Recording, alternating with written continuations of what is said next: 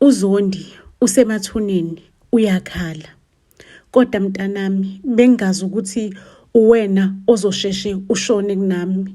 Ngangitshela ukuthi umina engizolala eceleni kwethuna likanyoko. Kubhlungu mntanami ukuthi kumele ngingcwabe. Kodwa-ke lalela mntanami, bonke laba abenze lokhu kuwena ngizoyiphindiselela. Ngizothatha imali yami ye-retirement, ngiphinde ngithathe nemali kanyoko ye-retirement ngiyiphindiselele kubenzi bobubi. Uthisha omkhulu uZondi-ke athathe isitimela esibhekise eThekwini. Ayike mangabe efika eThekwini ufika emzini kaGreg.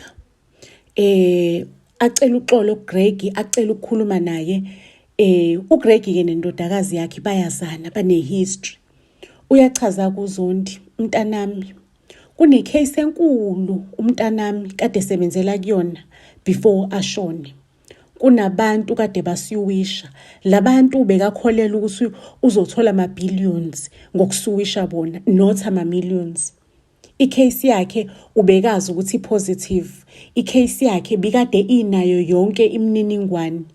Angazi ukuthi umntanami kumstresse ngani konke lokhu wayitshela ukuthi yena usekhathele ukugqiqa amakhothi wasethatha impilo yakhe ngesakhe isandla.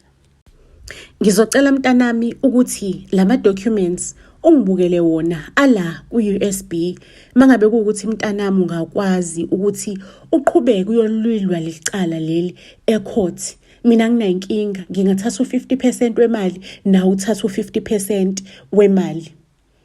Nje uGreg wayebukeka ewumuntu ongekho interested, ethi kodwa leli khehla liyazi ukuthi yini lelikhuluma ngayo, ngiyabona ukuthi nje liyayibhedela. Ake ngempela uZondi ahambe, uGreg afike ofisini lakhe, athi ukwabheka lama documents. Hayibo, athola ukuthi hayibo, kanti ngilele phezu kwemayini, ngilele phezu kweyimali eyingaka. Wathi uyawabheka lama documents, wabona ukuthi iningi imali angayenza, angayisiwisha le nkampani aphume netshe lemali, nenkulu imali le. uGreg athathe ucingo afonela uZondi. By that time uZondi bekasasestimeleni. uGreg amtshela athi Zondi, leli cala leli ngizokwazi ukuthi ngilwine ecourt, so I am in. Bonke ubufakazi engibudingayo bukhona khona la. Ngizodinga i-original copy or ama-original copy alofakazi ukuthi unginikeze bona.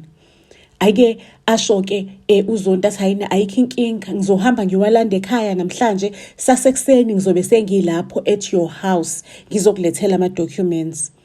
Athi uGreg, lalela kodwa-ke mntu omdala, angeke ngikwazi ukuthi mina ngithatha u-50% ngoba kuzomele ngilwe la, ngifane neshumi lamadoda ngingedwa, ngilwa nesikhondla senkampani.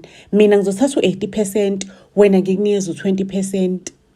uZondi athi mntanami, uyabona mina vele insuku zami seyibaliwe emhlabeni, ngisho ungawuthatha lo 80% anginandaba, as long as ijustice umntanami eyitholile lento kade efuna ukuyilwela ekwazile ukuyithola, mina ngiyojabula emphefumulweni, ngiyothola ukugculiseka. uZondi-ke mase eba nesicelo esisodwa, isicelo esincane, athi ngiyazi ukuthi unenkampani yakho ye-law firm futhi ubunokusebenzisana nendodakazi yami. Ngicela ukuthi kube wena ofaka licala, ngingabi mina i-complainant, because if mina kuwumina umuntu ozocomplaina kuzomela ukuthi ngihlezi ngihamba ngiye-court ngiyofakaza, kanti mina mntanami sengiyigugele, ngibuye ngiyiphathelwe amathambo, izifo ziningi, ushukela kucime amehla bemnyama tsuce. Ngizocela kube wena i-complainant, maybe ikhampani yakho kube yiyona ecomplainayo. Ake uGreg avubele phezulu. Shukuthi uGreg mangabe sethatha icala elisa enkantolo, only to find ukuthi uZondi ubekafuna ukuyiphindiselela kuGreg. Iyaqala kanje lento. Family, before ngiqhubeke nesitory sethu, ngizocela ukucacisa lana into encane engibona ukuthi mhlambe khona abangacacelwanga kahle iyona, because ngiyenza i-live video ngicacisa ngaloso sikhathi. Ngachaza kwi-live yami ukuthi ukwenza i-animation it's time consuming. Yabona uthi uqeda i-episode nje usale uyimvithi, usale ushonile, yabona nje ngathi nje ushayiswe imoto. So savumelana-ke kuloyo live abantu ababekhona ngasho ngathi ngicela niyikhulumele ni-comment nisho ukuthi nanibona kanjani. Ukwenza i-animation kuthatha isikhathi, time consuming, very time consuming. So ngadecide ukuthi ngcono ngingabi neyitori nama-episodes, ngenze iy'tori ezinde, long stories njengoba kade ngenzile kule story sonana ini catching feelings. Angisho nibonile ukuthi ibe 1 hour 30 minutes. Ukwenza lo 1 hour 30 minutes, it took me the entire week, including ama-Saturdays and Sundays wakhona. So it's 7 days in full to create that 1 hour 30 minutes. So i-conclusion ne-resolution ukuthi mangabe ngenza ama-short stories awahambelani nepage lami, because angikwazi ukuqoqa istory sonke ngisihlanganise, because umuntu uzobona u-episode 1 agcine ngasayibonanga the last episode, only to find ukuthi mina ngifake i-effort and then i-episode igcine ngasabonakalanga because bese kwama-episode amaningi in between. So while I'm still preparing the entire full story, into esavumelana ngokuthi ngizoyenza ukuthi ngizoloku ngenza ama-voice book kanjena. So family, okwamanje ngizocela ningixolele ngisenze le story kade ngikhulume ngaso engifuna ukuthi ngisideliver this big story. Maybe after that sobe sesiyabona ukuthi sibalancesa kanjani, maybe sibuyela create ama-episodes njengoba kade senza. Sizobe sesiyacompare, ngisho zobe sezikhona itori eziwu-2 engizenzile zaphelela, ngafaka yonke information zaphelela. Sizobe sesenza enye live, decide ukuthi sibuyela endleleni yethu yakudala ukuthi kube ne-animation dot or senze istory sodwa during the sodwa, and then during the week sibe senza ama-voice over book there and there. Sometimes i-animation ngizoyifaka, it will depend ukuthi mina ne-team yami simi kanjani. Iyaqala kanje lento. Ubaba Zondi ubekahlala kwenye yama-village, eNkambini village. Ubaba Zondi-ke bekawuthisha omkhulu kwisikole esi-high school saseNkambini. Mase kuthi unkosikazi wakhe ewuprincipal kwi-primary yaseNkambini. Shukuthi-ke kunomndeni owomakhelwane, yabona lo mndeni awusiwa amabhosmani, wabantu phaqa, kodwa banamehlo athanda ukuthi abebuhlazanyana because likhona igazi lobulungu obukhona phakathi kwabo, umndeni wakaGreg. Lo mndeni ubusondelene kakhulu nomndeni wakaZondi. Bekumndeni onekhaya, iy'mpande zalo zisemakhaya, zikwi-village, eNkambini village.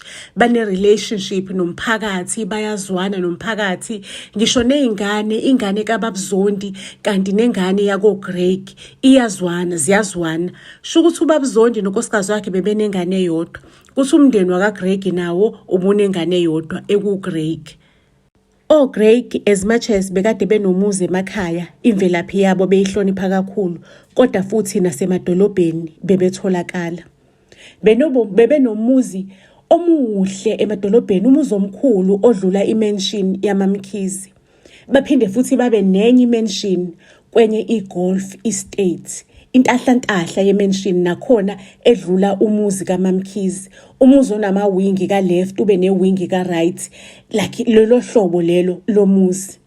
Shukuthi-ke umndeni wakaGreg ukhulisa uGreg ukuthi uGreg ahamba yofunda, kanti futhi nangale uBaba Zondi banoMrs Zondi bazothatha indodakazi yabo bahambe boyifundisa naye emadolobheni. Hhayi-ke le ingane ngoba zabangani abakhulu zihambe ziyofunda ilo ndawonye. Ake along the line ingane igcine sezinokuthandana because ikhule ndawonye, zabangani abakhulu, idlala ndawonye, nje ziclose kakhulu. Ayizibe nokuthandana. Ingane yentombazane yakoZondi uLinda, mase kuthi ingane yakoGreg uGreg.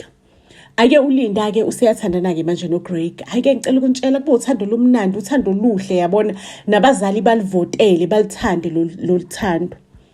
Ake ngicela ukuntshela ukuthi mangabe sebeqedile esikoleni benza ama-practice abo, sebequalify nje ukuthi they can open their own law firms. Baqaleke ngokuhlukana bathi hayi they gonna open their own law firms. uLinda yena athi ufuna ukuvula inkampani ekuthiwa iWomen's Shield. Niyabona eSouth Africa njengoba kunama-GBV, kunokuhlukumezeka kwabantu besifazane, kunokuqolwa kwabantu besifazane, beqolwa imali, beqolwa ini nani, yabona, abe ne-idea enjalo uLinda. Kuthe kusenjalo abazali bakaGreg bashona. How uGreg akasanabo abazali, uLinda abe close to uGreg, yabona, azama ukumprotector uGreg nje, azama ukuthi abe yicomforter, yabona nje, abe noGreg like emzimeni nasebuhleni. uGreg appreciate lento le, ayithande kakhulu, futhi nobudlelwane babo bukhule, ne-trust between the two of them ikhule. Vele uGreg asho ukuthi akekho omunye umuntu wesifazane engimbonayo Linda ngaphandle kwakho. Greg was so committed kuLinda, yabona nje, yonke into yakhe eyiveza obala.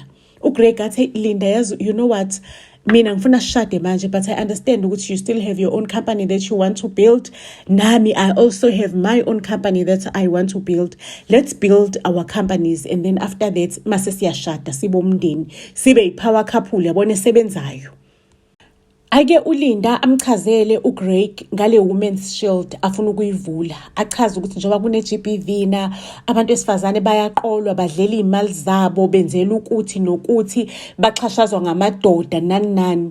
Yena inkampani yakhe Women's Shield into ezoyenza, izoba ne-protection center ngaphakathi la ukuthi umuntu wesifazane mangabe eshawa indoda or eshawa indoda noma engenayo indawo angafihli ikhanda okwesikhashana mangabe ukuthi izinto ziyabheda ekhaya noma kunomuntu omhlukumezayo omfunayo, bazomfaka la kwe-protection center yabo.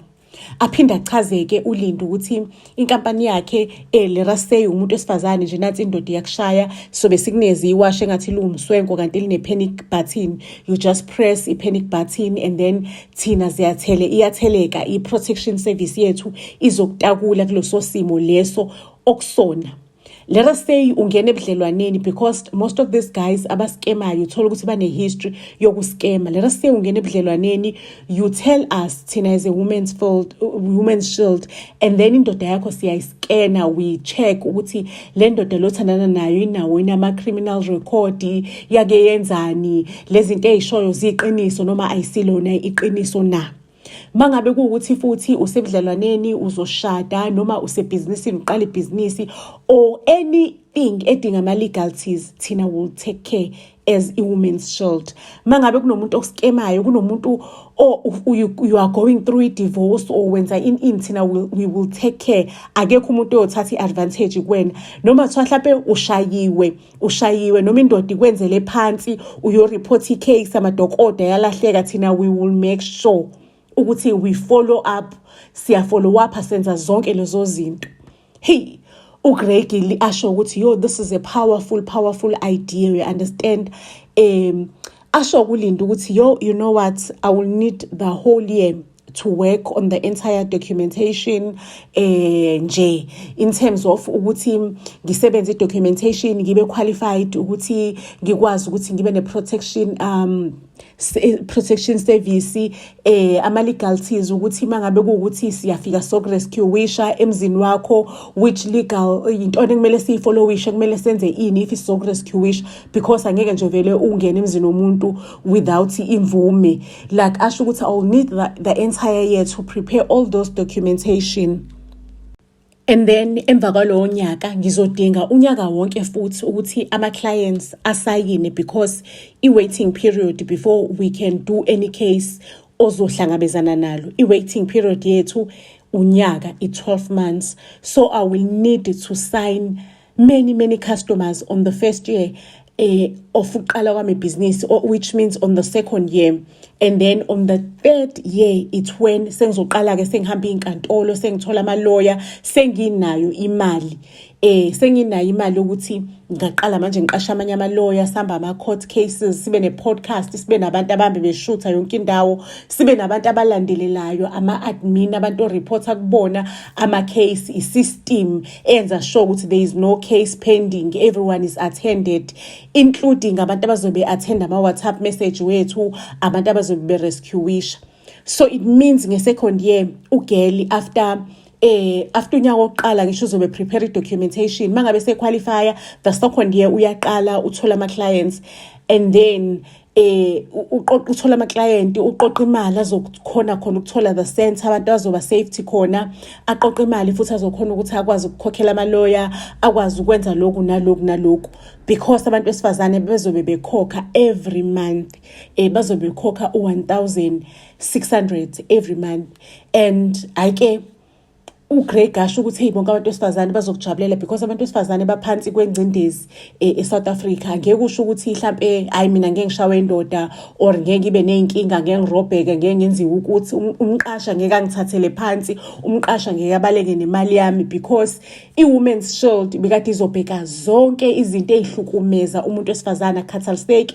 Ungabe indoda ifuna ukukuthathela abantwana, ifuna ukuthi bathathe iye nabo phesheya, Women's Shield izobilwa zonke lezo zinto.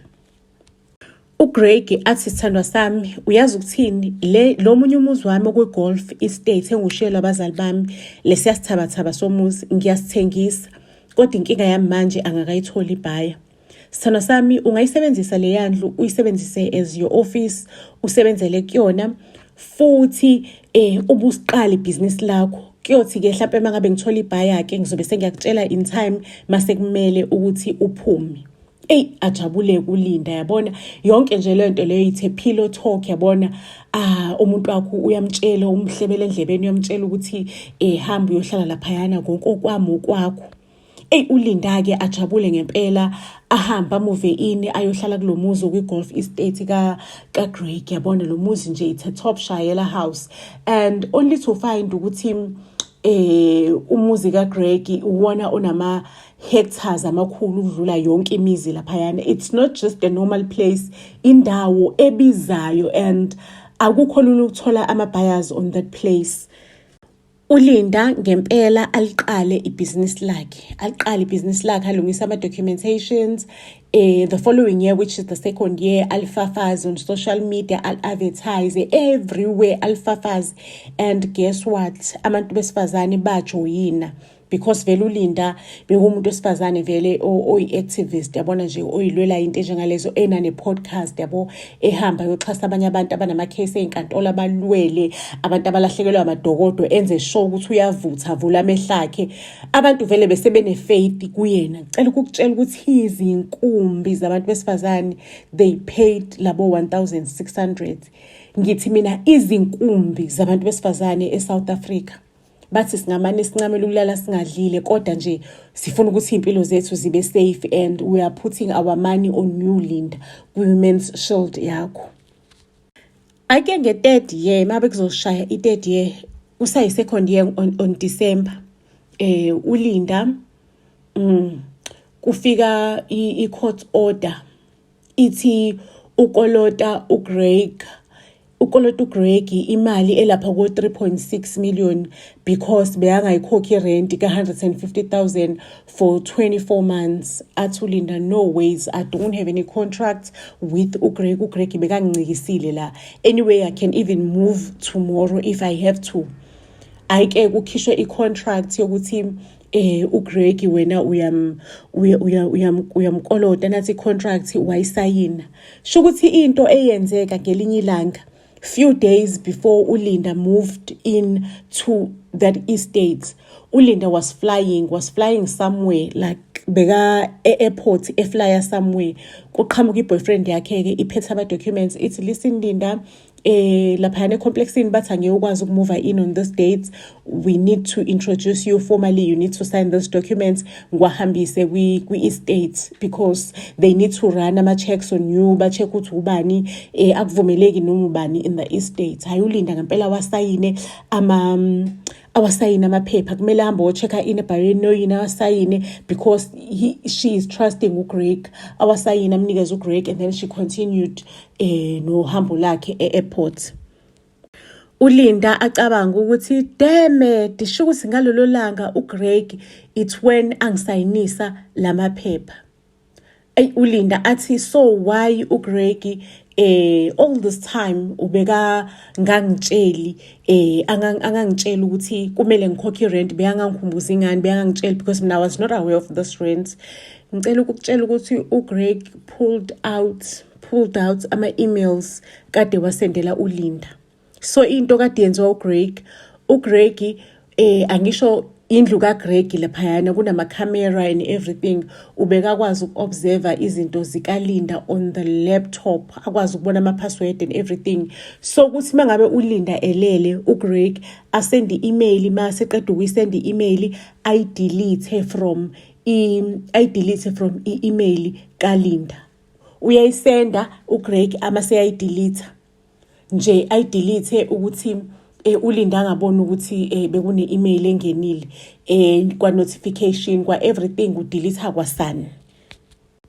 Shukuthi uLinda athi yena uzoyifighter enkantolo lento, ayinkantolo isho ukuthi bokufakazi Linda buyakhomba ukuthi uyamkolota lo muntu, so please stop trying to be clever about this.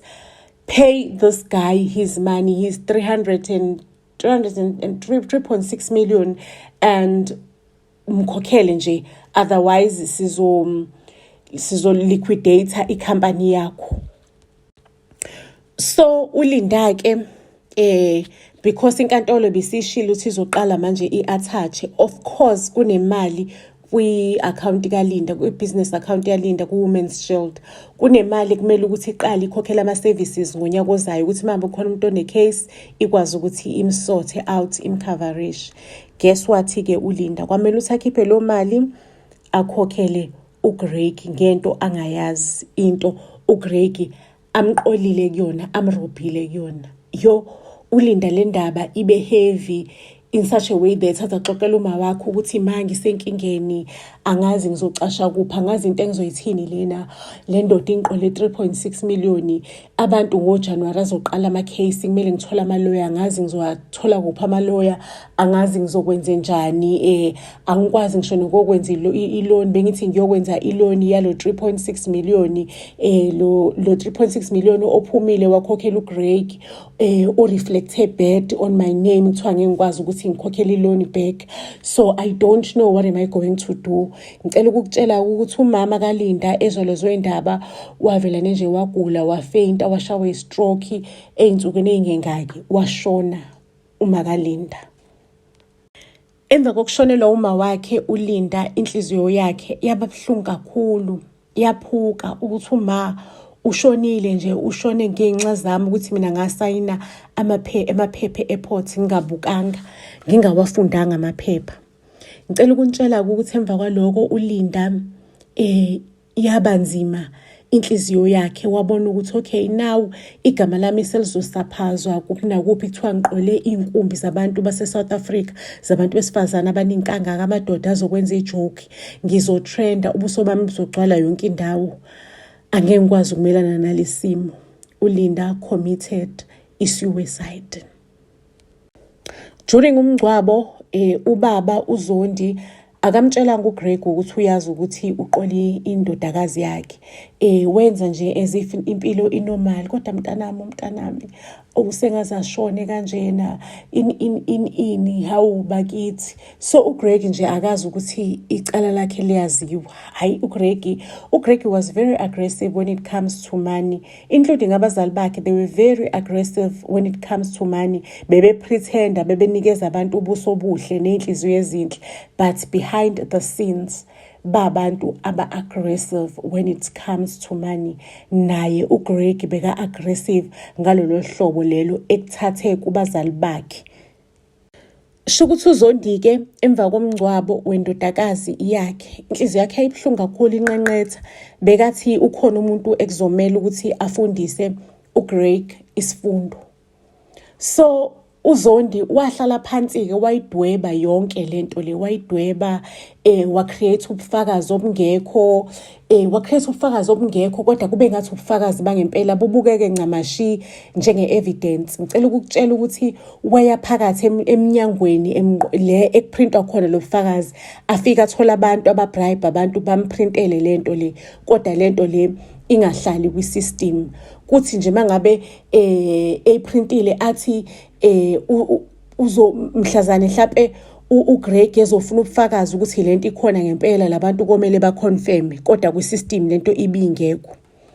Ayike ngempela abuhlanganisa ubufakazi kuma-proofs, like let us say there was a DNA taken, abhale igama lomuntu layo ekhulume naye ukuthi hayi uzothola ubani ozokusiza. Sho ukuthi-ke wahlanganisa the entire file, wabhala the entire file as if this file bekade yenziwe indodakazi yakhe, ukuthi inabo ubufakazi ngangibutholile i-DNA kuphi, nansi i-corruption yenziwa ile kampani yaroba ngokuthi nokuthi inabo ubufakazi ngangikhulume nobani kuphi, ifake nama-number and everything. Sho ukuthi uZondi athathe leli file aliyise laphayana kuGreg. uGreg kangisho niyamazi-ke nokuthi uGreg u-aggressive when it comes to money. uGreg wathi ebona le information kunama-evidence, kunabantu abasebenza kula makhampani kumele ubafonele. Wathi mangabe bafonela abantu and they confirmed ukuthi olubufakazi lobu lama-documents lawa a-legit, uGreg washona ngqo enkantolo eyovulela icala lenkampani indodakazi kaBabzondi uLinda eyayishiye ubufakazi ukuthi kunenkampani eyenza sona, so ngifuna ukuthi ngisiwishe ingikhokhele imali engaka. Sasingakhulumi ngemali encane, sasikhuluma ngemali enkulu.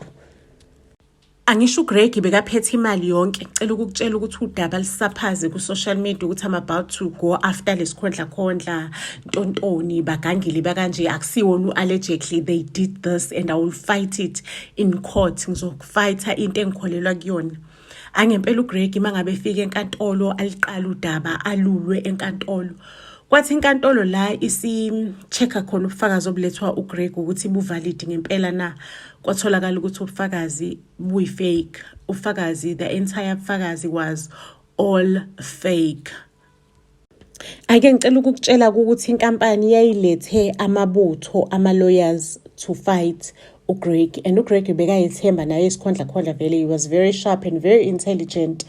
Vele abantu aba-aggressive kwimali vele they are always intelligent.